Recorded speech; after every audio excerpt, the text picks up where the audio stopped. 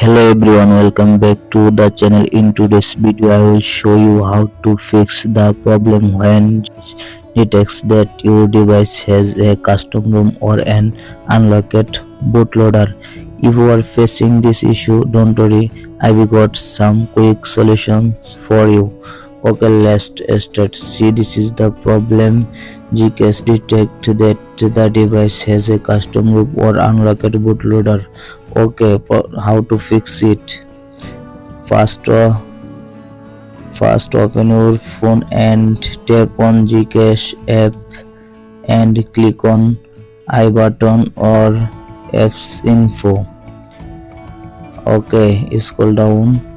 Now click on the storage option and clear check and clear data. Delete the data. Okay, back. Now click on the permission option.